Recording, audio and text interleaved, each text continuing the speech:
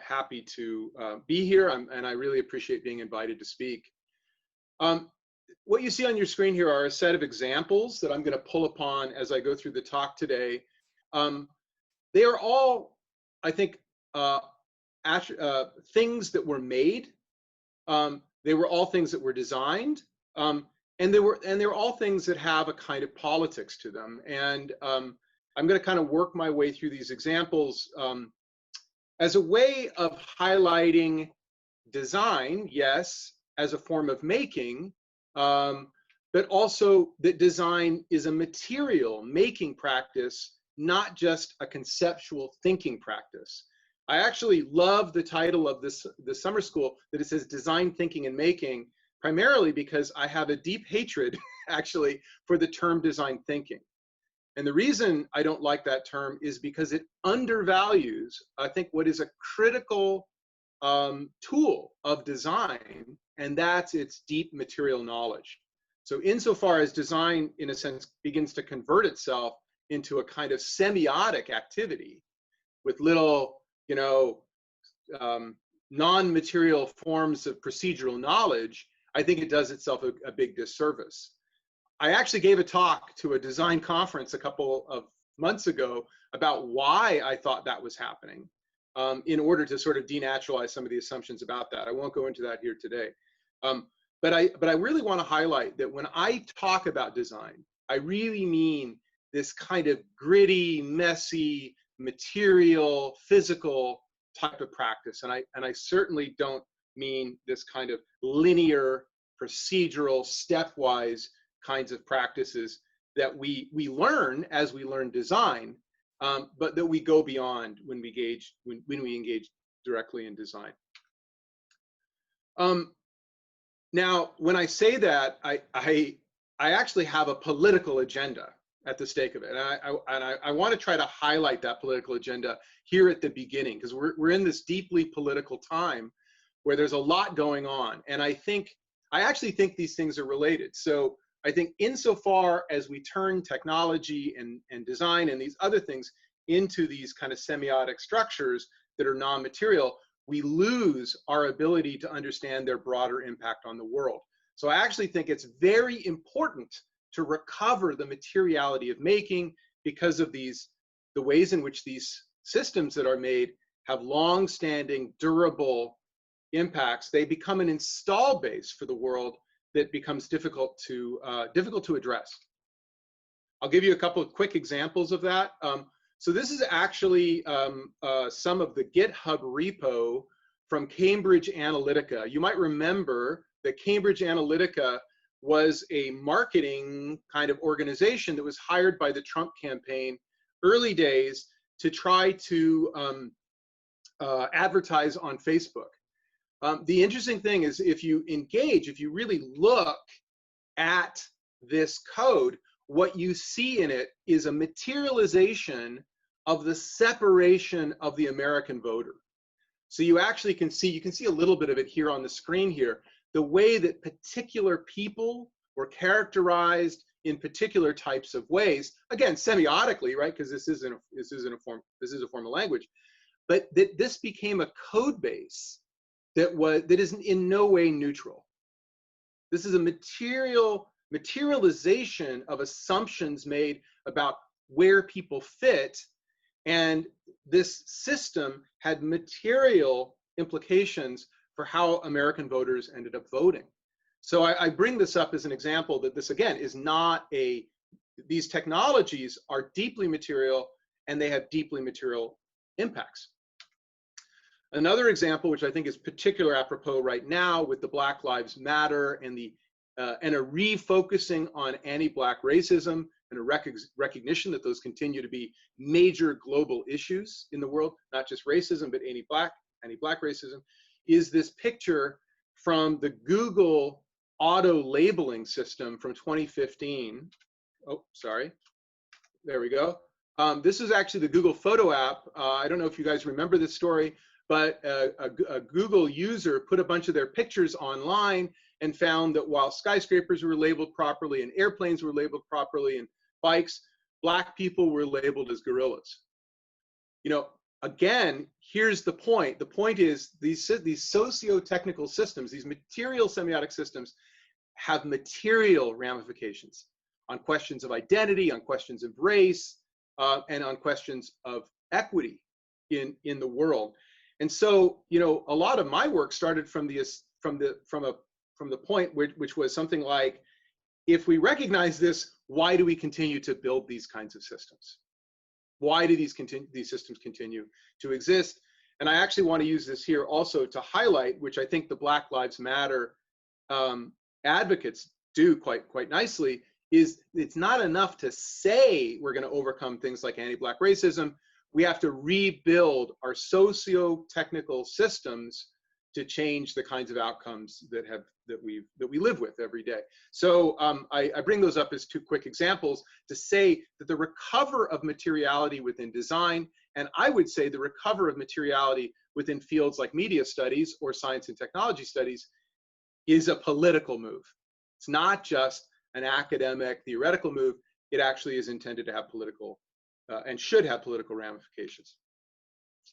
Now, you guys, some of you may recognize this picture. I don't know. This is actually a picture of the Jones Beach roadway and the bridges at Jones Beach that were written about long ago by, sorry, there we go, by Langdon Winter, asking about whether or not artifacts have politics. And this the reason I bring up this is, again, this is another example of a materialization of racism within the city infrastructure. And the story goes is that basically the designer, Robert Moses, of these roadways built these bridges too low for buses to pass through. And because of that, he racialized the beaches at Jones Beach by preventing certain groups of people, primarily lower income Black people, from visiting those beaches, and that was a particular political act. So this, again, this is an old article, this is an old issue. It remains deeply prescient, I think, and deeply relevant to us now. And I put a couple of citations up here that you can look at if you're interested. But my major point here too is just to say that design is a political act, and it has deeply material ramifications. I will say too that, you know, this took years to be recognized. Moses obviously had all sorts of rationales for the heights of those beaches: utilitarian, aesthetic, and so forth. This wasn't Moses saying, let's stop those Black people from coming into the beaches. He didn't say that, right?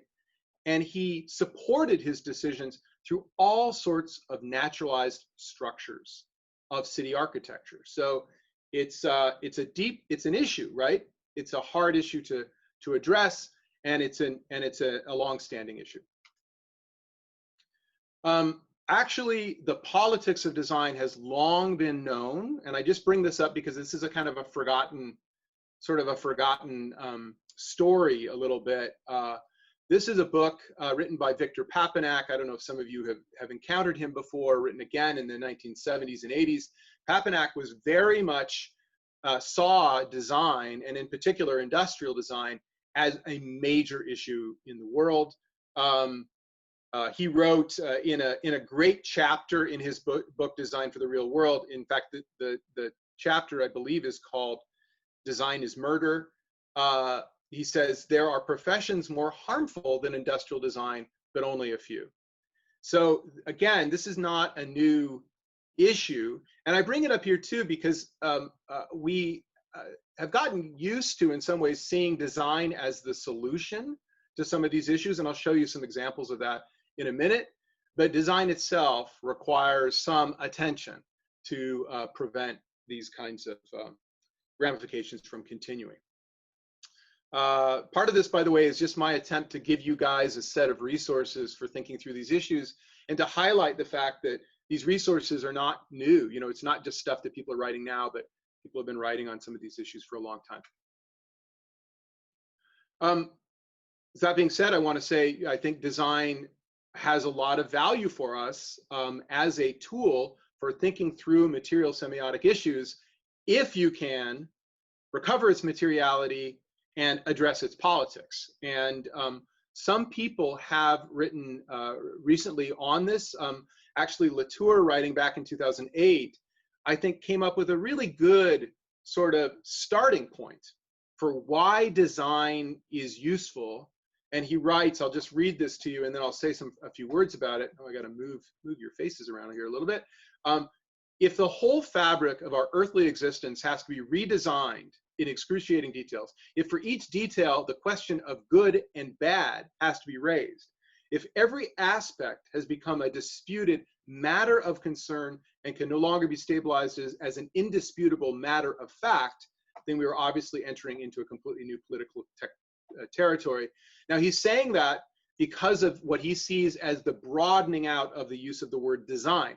When he's saying, you know, if people start talking about the design of cities, or they start talking about the design of political parties, or they start talking about the design of the world, let's say in a world of geoengineering, you know, then by saying that it's an act of design and not an act of God, it demonstrates or highlights the fact that there is a designer, that somebody did something, somebody made a decision, and that those decisions were made in ways to benefit some people and not necessarily to benefit others.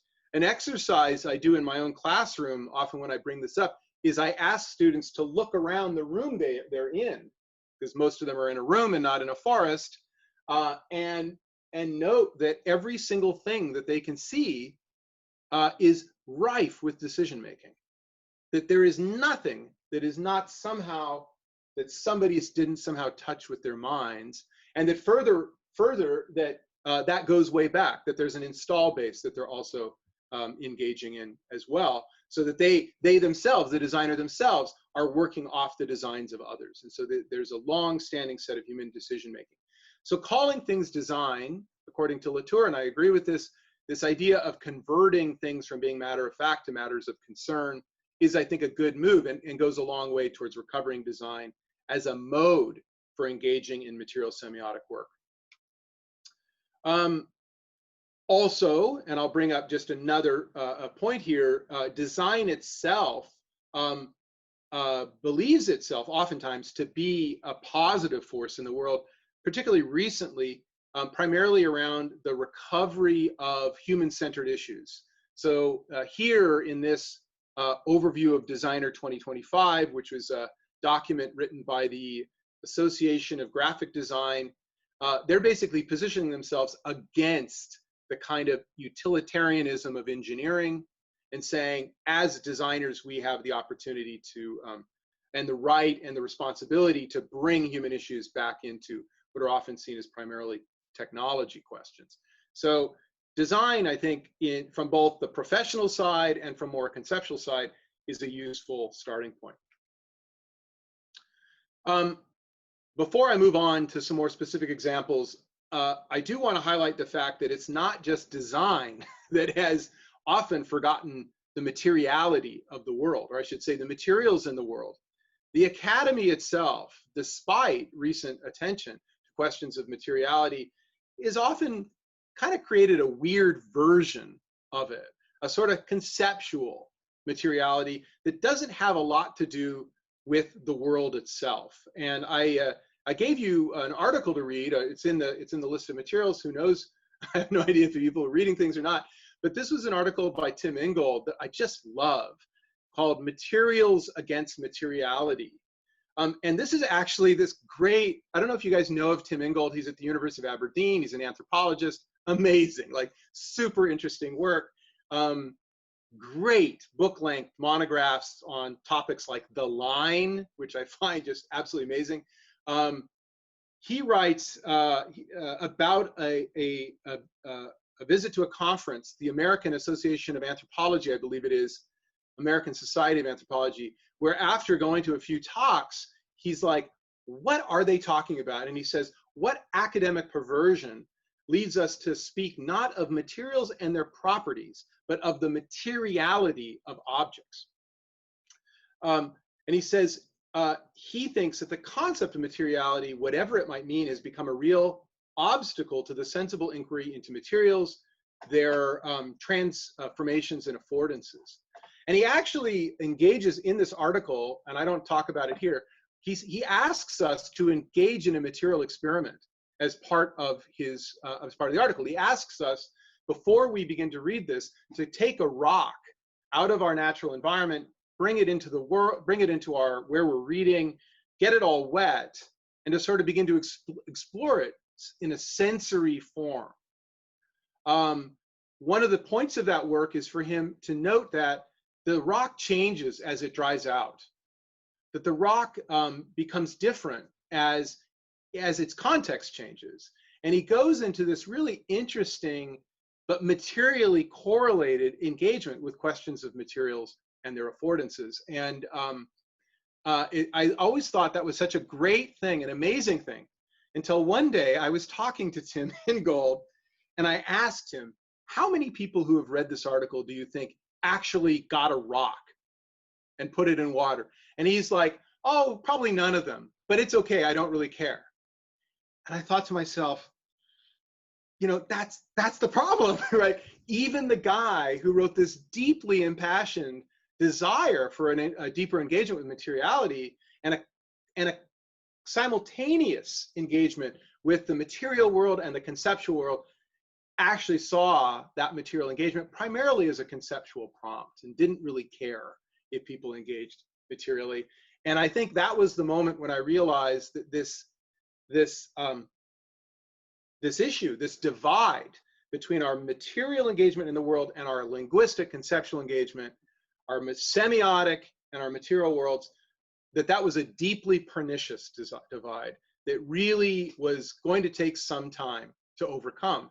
And that's part of in a sense, the impetus to engage with critical making as a research program, which is really to try to figure out, how do you do that? And I have to say, after now over 13 years of that as my primary research agenda, I have some answers, which I'll share with you here, but it remains as problematic today as it did back then, primarily because of the deeply embedded material and semiotic systems that we find ourselves in. So, okay, so I've kind of laid out the problem space a little bit and kind of where I was coming from. Let me give you some examples of how I try to do this, and hopefully they'll be useful for you in your own work. I want to return back to design briefly and say, you know, design, again, as a practice, provides interesting tools. It does so in a couple of different ways, but primarily in the way in which it helps denaturalize the current world and provides tools for imagining alternative worlds. That's not, of course, that's not necessarily the user experience designer working at IBM or the industrial designer working for Fitbit necessarily, right? But there are design practitioners and design educators who do this work as part of their practice. Some of you might know Tony Dunn and Fiona Raby. They're kind of the originators of what we might call critical design. This is one of their projects. It's a very aesthetic project. It's I can't remember the name of it right now, but it's basically a blood bag in the shape of a teddy bear, and I think it has a kind of a conceptual weight, to us. It highlights issues of healthcare and youth and childhood, and I mean it's a very art object, I will say. But it does reposition design in a way as something that imagines alternative futures. And that's, in fact, its purpose. Critical design, as they have written about, basically uses speculative design practices to challenge narrow assumptions, preconceptions, and givens about the role products play in everyday life. They have a very product orientation.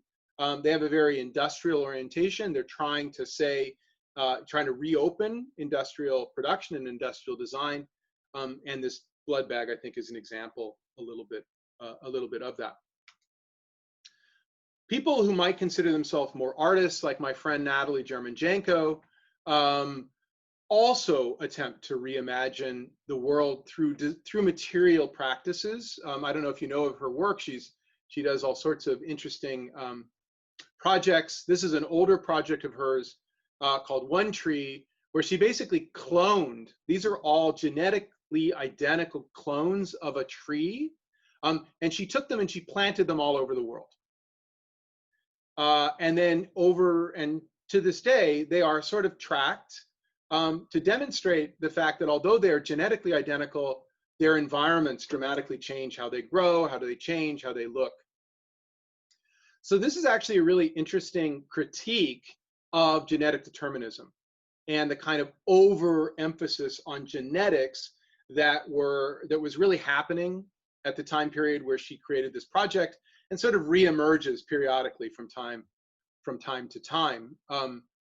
The Human Genome Project, things like this, which back then tended to very much underestimate environment.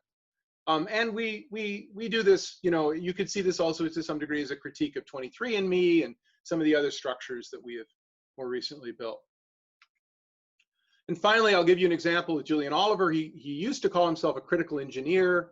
This is his transparency grenade. It's a highly aesthetic object as well. It's got a computational system. It's got a single board computer inside of it. It's got a sterling silver clip and an amazing 3D printed case, all modeled off of a World War II hand grenade.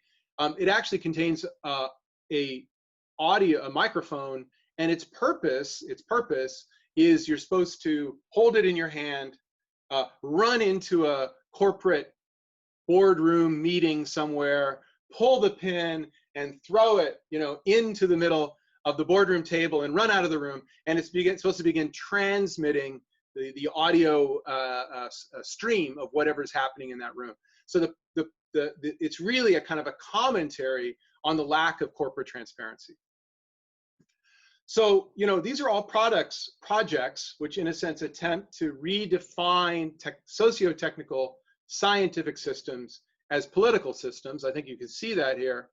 And this is one of the examples from my own work, or actually really the work of my students.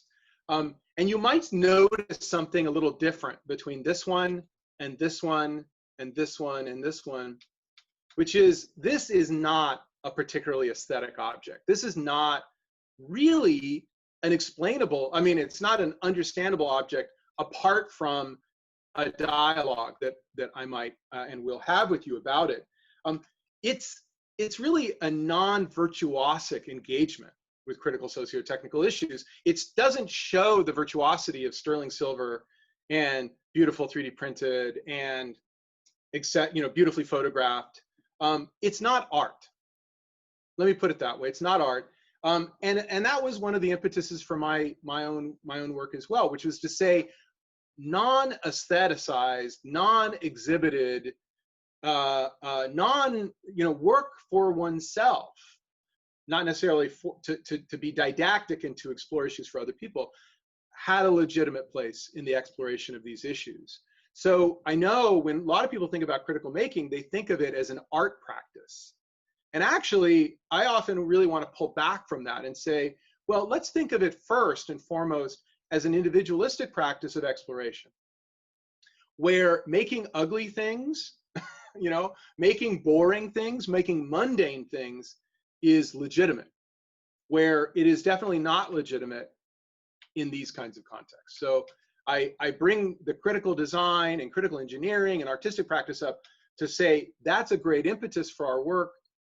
But there is something there that needs to be recovered as well. And that's the capacity to do this kind of activity and not make it be about didactic explorations of conceptual issues for others or a demonstration of our own technical virtuosity.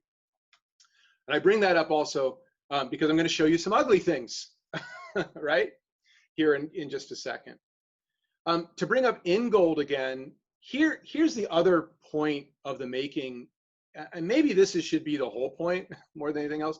One of the things I've found in getting people to make over the years is that if one has not been trained as a designer, one often has what Ingold and others have called the hylomorphic model of creation, which is that the thing you make is good insofar as the idea, hylomorphic, form match. So insofar as you've been able to come up with an idea and then instantiate that idea perfectly in its material representation, the thing you have made is good. And insofar as those things are, there's a mismatch between those things, the idea is bad, or more typically, you are bad because you don't have the capacity to fully instantiate your ideas.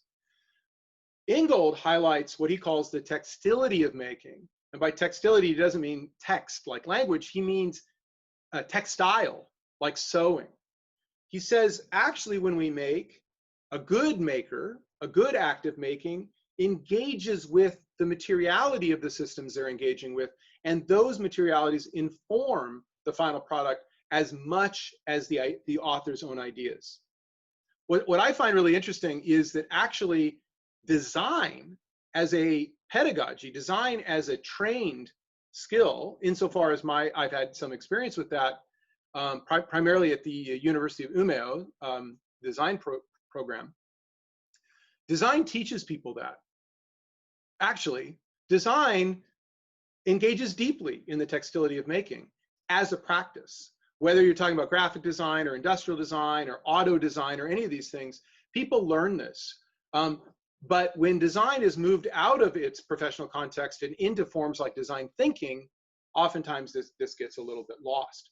So I highlight this because if you are yourself to engage in these kinds of practices, you should be, in a sense, you should insulate yourself against the hylomorphic model of creation and be prepared to trace and track the flows of material and see those material resistances not as a problem for you, not as a lack of your own skill and knowledge, but as a resource.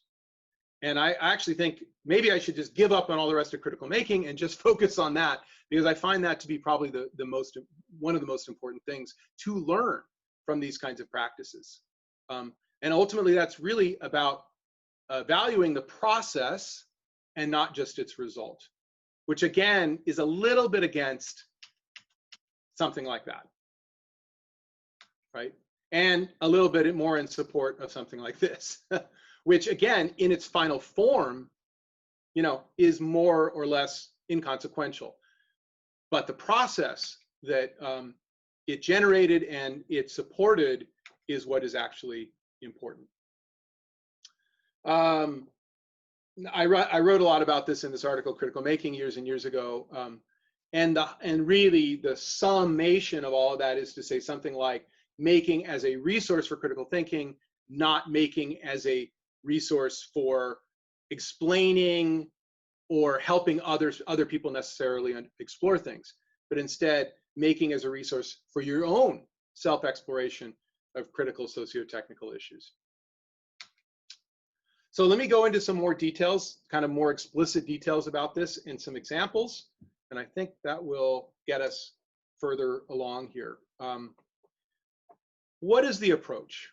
Well, one part of this critical making approach, I try to be very general about this because I don't want to try to claim that critical making is one thing or one practice, or, and this is probably more important, that I'm the arbiter of what counts as critical making, because I definitely don't want to take on that role. I think that's that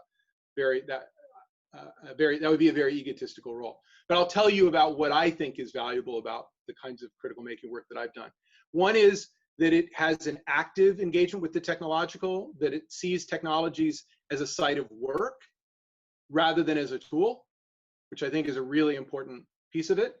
And in fact, as you go about the process, that you also are kind of playing with that a little bit, the toolness of technology and the objectness of technology. I think of critical making as most valuable in exploring the role and scope of technology and its relationship to society. And again, that engagement with material semiotic systems, with the world as a socio-technical system. And in that sense, I actually think it fits, first and foremost, into a body of literature that and a kind of a set of explorations that I term as feminist science studies or materialist science studies. And I use that word feminist science studies specifically because not because it necessarily always addresses questions of gender, though often does, but because feminist science studies has a epistemology and an ontology which I think this is a direct result of. And that in part is also where I come from, the advisors that I had as a scholar. For example, I come from a kind of a Haraway, Lee Starr, who is one of my advisors, Karen Barad kind of side, versus what you might call, and don't be upset if I say this, not that probably many of you would be, a kind of more Dutch school of science and technology studies coming from things like social construction of technology. This is old language, doesn't really matter anymore. And in fact, Trevor Pinch and Viva Biker and those people who you might have thought of as very separate, I think that world has come together in the last 10 years. And then finally, I think of critical making as linking technical activities and social critique in order to enrich in both of those. But I also think of it as primarily a playful act. I think of it as a whimsical act. I think of it as not an overly, I think it works best when it's exploratory and engaging, and not so much when it's depressing and overly aggressive and angry. That has more to do with resourcing yourself than anything else. It's not to say that the outputs of these things and the insights that come from them might not make you very angry, as they have made me very angry in the past. It's just that being too didactic or being too propaganda-y within these kinds of contexts actually reduces our capacity to work rather than giving us resources. For me, I think of critical making as basically involving exercises anyways, involving these three things: a restrictive set of material tools, a conceptual issue or prompt, as we like to use the term, and a space that creates the opportunity for sustained making and reflection. This is actually one of the reasons why I often find short critical making activities pretty difficult, though I have done a lot of them, just because it's easy to get caught or captured by the technology and to not leave enough space for sustained reflection. Let me give you some quick examples. Oftentimes the tools that I use in my own work are mundane, simple, not highly technical, available, low fidelity, but I would argue specific. So what you see here on the screen are actually sort of the toolkits for 3 different critical making exercises that I've done in the past. One that was really about world making and technology making, one that was really about network neutrality, and one that was about the web. These were older projects. And you can see it's like cardboard and simple motors and electronics. There's a paper clip, or sorry, a laundry clip in that one. But it's not so much that these are the same tool for every critical making activity, but they've been curated in order, among other things, to link the work to the domain in which that work has resonance. This is, in a sense, a light critique that I am trying to tell you right now about doing something like saying, well, let's use pipe cleaners, you know, those fuzzy little pipe cleaners, and we're gonna build things out of those pipe cleaners and think about questions of identity. I actually think there needs to be a greater fit between the tools we're engaging with and the system that we're trying to critique and think through. Hopefully that will make more sense here in a minute. Prompts, some of the prompts that I've used in the past include things like, how might walled gardens influence the gift economy of the internet? That's an old issue in an old project. What does it feel like to be a packet? Was a prompt as a novel way to engage with questions of network neutrality. Whoa! Oh no! This feels so allegorical. Oh! We went off the edge. That was the closest call I've ever seen in. Is it okay? In this project, teams built packets.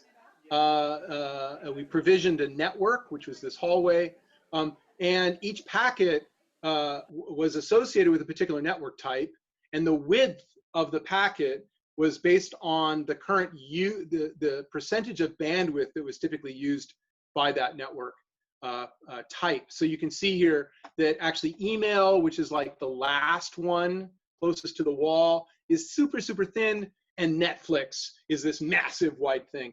And then we raced them up and down the hallway in order to think about questions of net neutrality, but also to help people identify themselves with these questions. So not so much see that as just abstract, but have actually a sort of commitment and investment in the outcome of those races. How do we design worlds as we design technologies? That was for a group of engineering students and literature students at a liberal arts university. And I could have just given them a bunch of stuff to read and said, hey, you know, when you build stuff, you're actually building worlds.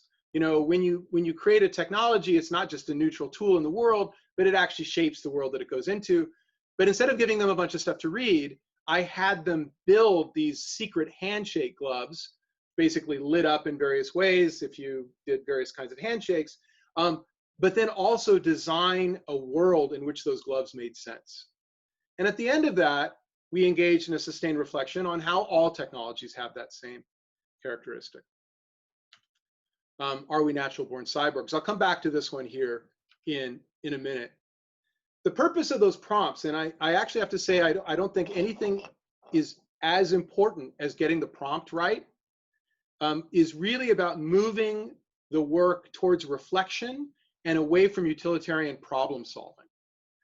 One of the issues I often see with design being moved into novel contexts, including contexts like a scholarly context, is we get sort of accidentally captured by a utilitarianism around the technological. That instead of using the technology to think through stuff, we're like, let's solve a problem. And actually, I really often want to back away from that problem solving and towards prompts which engage us in a deeper reflection. So let me give you a quick example of that using my traffic signal. Hopefully that'll make sense to you. I'll end with some brief comments on why this is not always perfect, while there's some issues around what I'm saying, and then hopefully there'll be some time for questions. I gotta speed myself up here a little bit. So this traffic signal was an early critical making exercise. It was actually based on a prompt that I've continued to use to this day, which was asking students to build a moral technology. So I said, build a moral technology, read these 3 essays by Langdon Winter, Albert Borgman, and Jim Johnson, who is actually a pseudonym for Bruno Latour, and then explain to me what makes these things moral.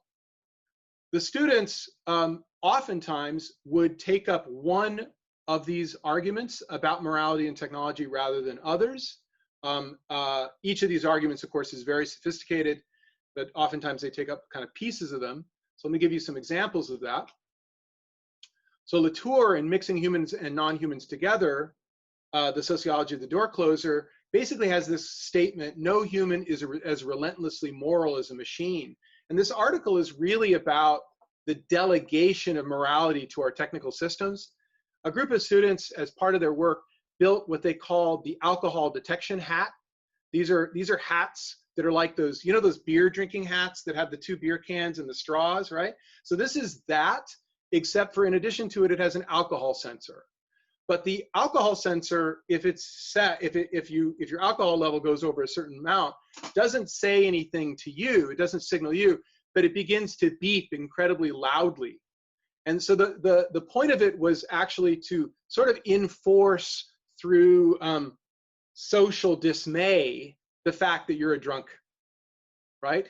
And so the idea here was what they are trying to articulate through this building was this idea that the morality of drinking is, if you build that morality into a technology, the technology tends to exhibit or enact that in very structured, highly structured ways, in relentless ways that allow very few opportunities for addressing that or for changing that. So, for example, if you used hand lotion on your hands, it would trigger this alcohol detection system, despite the fact that you were not drunk, and you had no choice. Like you couldn't change that. The hat would continue to beep nonetheless. So this idea of the human is relentlessly moral, this is a moral technology because it's relentlessly moral. Alternatively, this other group built what they called the safety helmet, which is a bicycle helmet. It's very hard to kind of tell in this picture, but basically the way this helmet worked was it had a water detector, which is actually the cup at the top of it, if you can see that.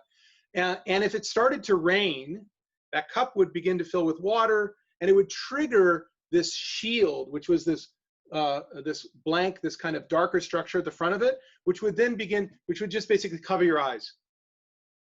So the idea here was that the technology would save you from the rain by preventing you from seeing it. That was the idea. And these guys linked the idea of technological detachment, or the device paradigm from Albert Borgmann's, and that in its attempt, in this hat's attempt to eliminate your misery of being in the rain, it just simply disengaged you from the world altogether, right? So again, you can see the kind of playful nature of this. And then finally, the lamp, the light post, which I think was, is such a useful and interesting example. These guys basically said to me when they created the traffic light, that the traffic light was moral because it regulated the contract between society and the individual. Which, by the way, blew my mind, right? I thought it was such a more sophisticated idea of the morality of technology than Winner, Borgmann, or Latour, and in a sense combined interesting aspects of all of them.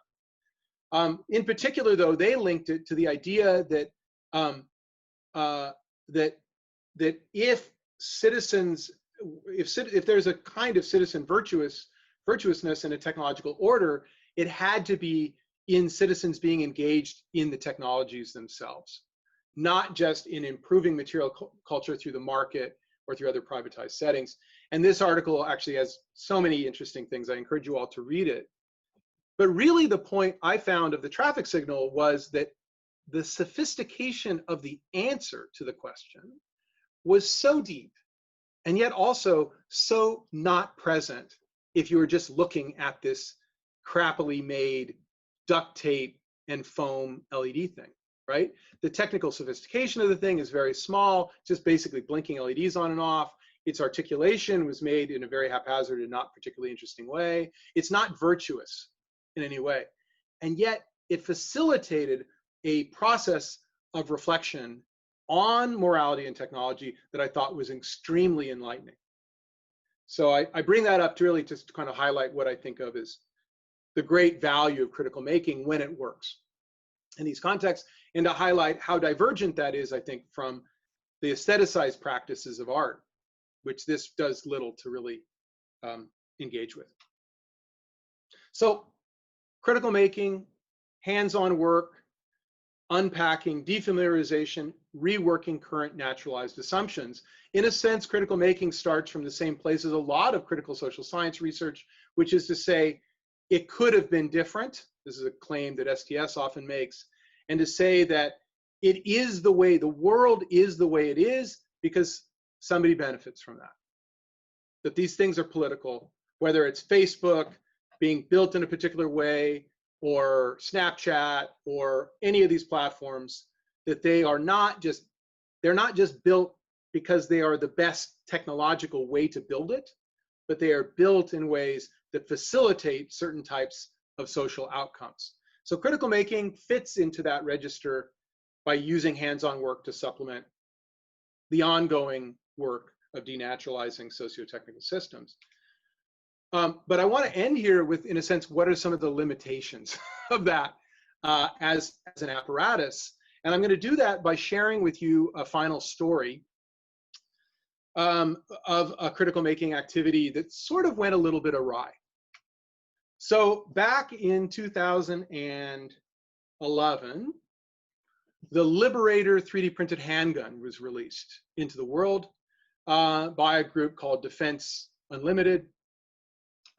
People began to print this gun, And the gun was used as a way of defending in the United States the idea of the Second Amendment, which was like the right to bear arms. If people know that, it's basically part of the apparatus of U.S. politics that is why it's been so difficult to police and to govern the ownership of firearms in the United States, unlike other countries. And basically the claim of people who were printing these guns and of its originator was that being able to 3D print guns meant that the Second Amendment was upheld, that gun regulation was outdated and no longer necessary. So it was the 3D printed gun was a political act, right? It wasn't like this is the best gun in the world. In fact, it's a crappy gun, but it was used to highlight and defend a particular political outcome. So as a response to that, I printed this gun in my lab at U of T. Got in all sorts of trouble about it. Here's a younger me with a postdoc and some PhD students who worked on this project holding up the gun.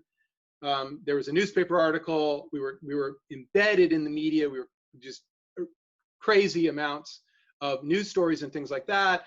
Letters from my provost telling me, shaking his finger at me and being very upset because it turns out you're not supposed to make guns in the university. But it highlighted, in the making of it, we discovered all sorts of interesting things, different policies between the US and Canada, there were all sorts of great insights, many of which we published. But here was the problem. So Cody Wilson, who is the guy that released this, who's now in jail for a whole other thing, basically had this political argument associated with it. A local show here in Ontario called The Agenda, this is Steve Paikin, who hosts that show, invited me to appear on the show with Cody Wilson. When Steve Paikin asked Cody why he had created this gun, he said, let's try this for starters. Cody, why did you want to create a gun with a 3D printer in the first place? I guess you could call it a critical form of making. I thought that embodied in this little package was so many ideas and really a symbol of the future, a competing vision of the future that I thought I wanted to broadcast. He said, well, I think of this as a critical form of making. And that was my response, was like, and what I realized was, that's exactly what he was doing. What he was doing was critical making. He was building a technology as a way of exploring and in fact articulating a particular socio-technical outcome, the end of gun regulation. And what was interesting about that was that my critical making of printing the gun was actually inadequate in addressing his critical making. I was not able to fully debate his critical making, in part because what I did, sorry, I'll come back to that in a second. What I did was I critiqued his claims about his gun. I did not create an alternative structure. I simply denaturalized the assumptions within his. So I said, oh, well, this isn't a very good gun. There's easier ways to make guns. No one will be able to do this. I just kind of denaturalized some of his assumptions, but I didn't provide an alternative structure. And in that, I think I felt that I was not really doing the work. And so I wrote about this a few years after the fact. I said, if we're just doing critical making within the safe walls of academia, what kind of impacts can this work really have? And I realized that critical making needed to do more than just denaturalize assumptions, just engage in these kinds of scholarly explorations, but needed to find some forms of engagement with the world itself. Now I'm running out of time, so I'll just go very quickly and I'll say I did attempt to build a project out of this natural born cyborgs work. I ended up building a structure for doing 3D printing in the developing world, particularly starting in Uganda, which you see here on the right side of your screen. That work created a nonprofit. and actually now has been running since then, and has fit let's say hundreds of children, maybe over 1,000 children with 3D printed prosthetics. This was the first kid named Rosalind who was fitted. Got lots of funding. Some of the outcomes associated with this, which you're welcome to look into, 4 sites. At that point, which was this slide is kind of old, about 140 children. Now it's over 1,000. And academic work.